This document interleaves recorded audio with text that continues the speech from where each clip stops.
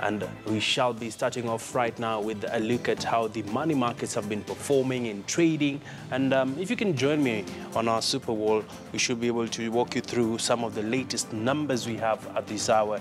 Well, the dollar has continued to appreciate against the shilling. It is approaching the 104 mark. That is in just a few hours right now. These are the numbers we have from the Central Bank of Kenya. It's selling at 103.59, buying, selling at 103.79.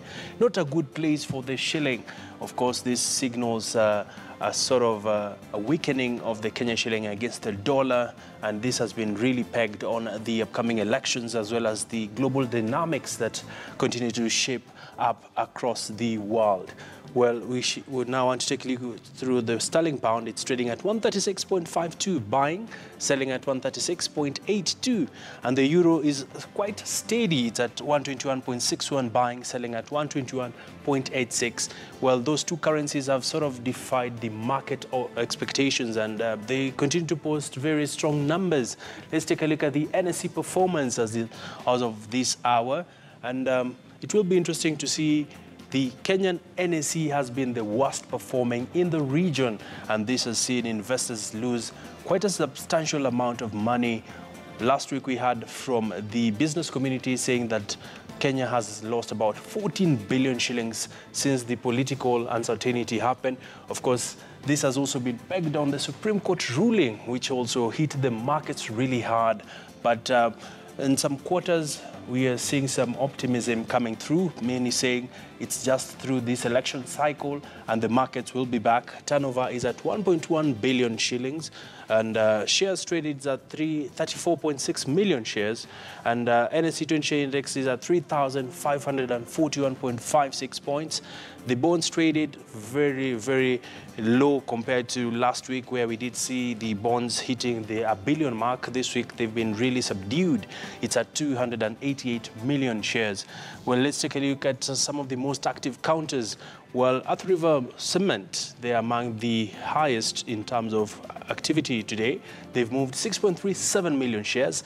Equity Bank coming in second, moving 3.9, just under to hit 4 million shares. Kenol Corbil also doing pretty well in trading.